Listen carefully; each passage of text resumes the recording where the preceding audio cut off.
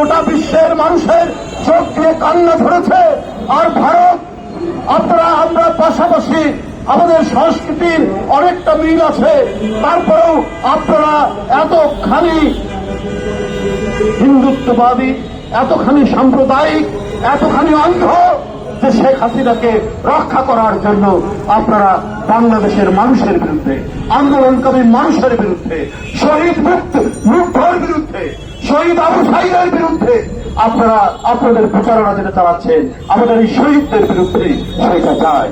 গণতন্ত্রের জন্য আমাদের মহান আত্মত্যাগ, সেই মহান আত্মত্যাগকে আপনারা ভুলণ্ঠিত করার চেষ্টা করছেন, তাতে কোনো লাভ হবে না।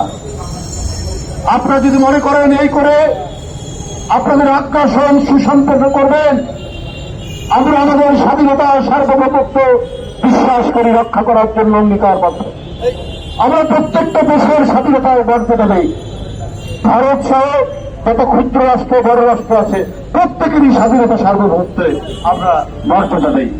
কিন্তু ভারতের শাসক গোষ্ঠী যদি মনে করে যে না, আমি সম্প্রসারণ চালিয়ে আমরা বাংলাদেশ, নেপাল, ভুটান এবং অন্যান্য আশেপাশের দেশ আমরা কবজা করে নেব, এইটা কিন্তু আপনারা পোকার স্বর্গে বাস করছে।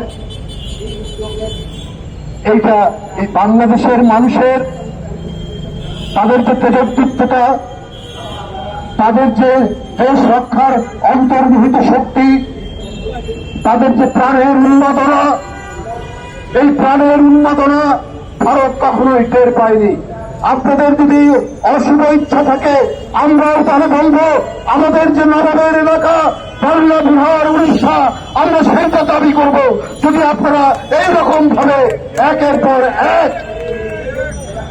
পর এক বাংলাদেশের বিরুদ্ধে আগ্রাসী ভূমিকা পালন করে, কই এই যে আমাদের জয়দেব বলেছে তাকে